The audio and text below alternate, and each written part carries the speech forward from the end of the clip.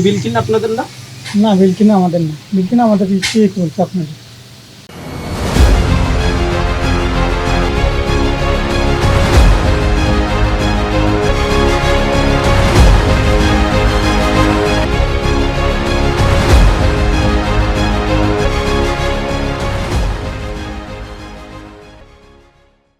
চট্টগ্রামের cantonment school and college এলাকা থেকে দীর্ঘদিন ধরে লাইসেন্সবিহীনভাবে নগরীর বিভিন্ন হাসপাতালে অক্সিজেন সরবরাহ করছে দ্য বিলকিন নামে একটি প্রতিষ্ঠান।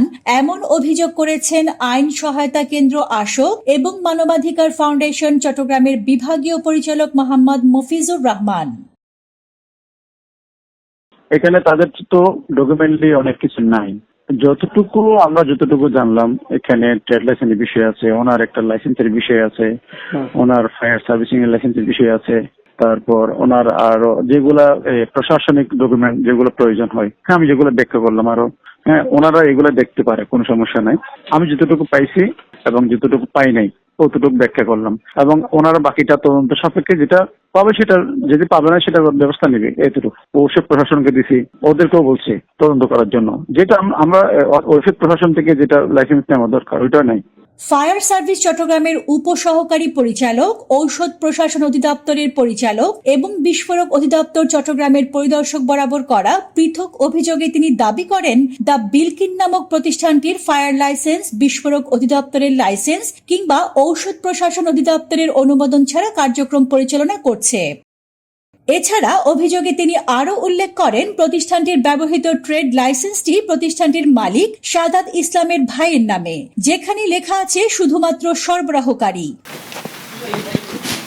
তবে এলাকাবাসী এবং প্রতিষ্ঠানটির সাবেক কর্মকর্তারা বলছেন মালিক সাদাত ইসলাম নিজেই। মেডিকেলের গ্যাস ট্যাস এগুলো আনে আর কি, অক্সিজেন এগুলো আবার এখান থেকে সংগ্রহ করে নিয়ে যায় ওদের রোগীদেরকে দেওয়ার জন্য, সেবা দেওয়ার জন্য আর কি।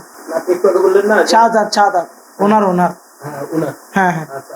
মালিকের নামটা আপনি সাদাত হোসেন, আপনি জানেন তো? আচ্ছা, সাদাত ভাই না? এ বিষয়ে জানতে সাদাত ইসলামের সাথে যোগাযোগ করা হলে তিনি বিষয়টি এড়িয়ে যান। আচ্ছা, আমি একটু ব্যস্ত আছি, আমি একটা নাম্বার দিচ্ছি, একটু কথা বলেন। পরবর্তীতে মুঠোফোনে তাকে একাধিকবার কল করেও সংযোগ স্থাপন করা সম্ভব হয়নি। এ বিষয়ে জানতে ঔষধ প্রশাসন অধিদপ্তর চট্টগ্রামের সহকারী পরিচালক বাদল শিকদারের সাথে যোগাযোগ করা হলে তিনি জানান তাদের বিরুদ্ধে ব্যবস্থা গ্রহণ করা হবে। বিলকিন আসলে কোনো উৎপাদনকারী প্রতিষ্ঠান না, এটা একটা খুচরা অথবা পাইকারি একটা সাপ্লায়ার বলা চলে। তারা খুচরা পর্যায়ে অথবা পাইকারি পর্যায়ে অক্সিজেনগুলো সরবরাহ করতেছে। সেই ক্ষেত্রে অবশ্যই তাকে ওষুধ প্রশাসনের লাইসেন্স নিয়ে ওই ব্যবসাটা চালাইতে হবে।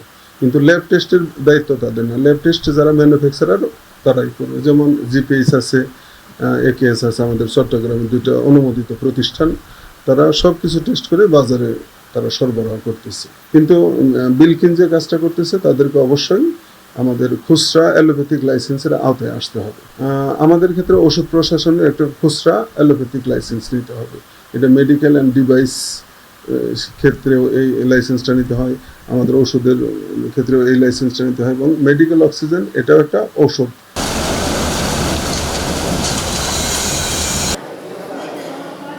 আমি যতটুকু শুনেছি যে ওরা চট্টগ্রামের আরও অনেকগুলো হাসপাতালে দেয়, কিন্তু প্র্যাকটিক্যালি ওগুলো আমরা এখনও ওইভাবে যাচাই করে দেখি নাই।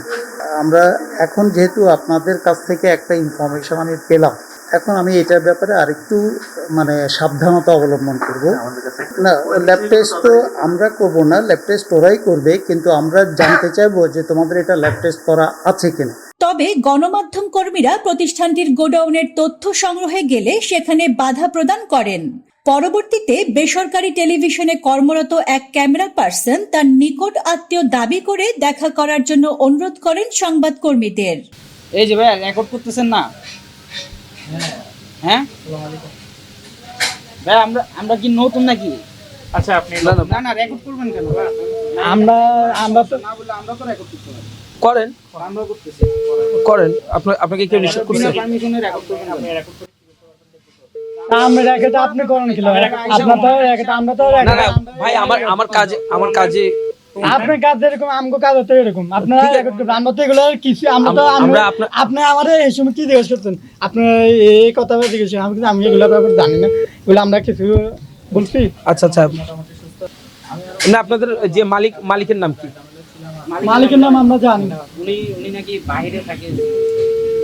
আসসালামু আলাইকুম ভাইয়া, রিয়াদ বলছিলাম। কে বলছিলেন ভাই? বিজয় টিভি। হ্যাঁ রিয়াদ। হ্যাঁ, নিউজ ডে 24 থেকে ভাই, রুবেল কি বলছি। অবস্থা? হ্যাঁ রুবেল ভাই, হ্যাঁ, এটা কি আপনি তোর কই? প্রতিষ্ঠান? আমার প্রতিষ্ঠান না, এটা আমার মামা শ্বশুরের। আপনি আমার সাথে এসে কথা বলেন, আপনি কই আছেন? আমি তো প্রতিষ্ঠানের এখানে আছি। এখন ভাইয়া আপনারা আমার সাথে কথা বলেন, ওখানে যেগুলো ডকুমেন্ট আপনার দরকার হ্যাঁ, ওগুলো সব আমি আপনাকে দেখাচ্ছি, আপনি আমার এখানে আসেন। আসেন। না প্রতিষ্ঠানে এখানে আমরা প্রতিষ্ঠানে দেখবো, আমরা কি একটা গণমাধ্যমের অফিসে যাই দেখবো? না না, এগুলো তো সবকিছু আমার কাছে, আমাকে ফটোকপি সবগুলো দিচ্ছে না, এগুলো সব আমার কাছে আছে। তো আপনি এসে কথা বলেন আমার সাথে ভাইয়া। অনুসন্ধানের দ্বিতীয় পর্বে আরো বিস্তারিত নিয়ে খুব শীঘ্রই ফিরবে অনুসন্ধানী টিম।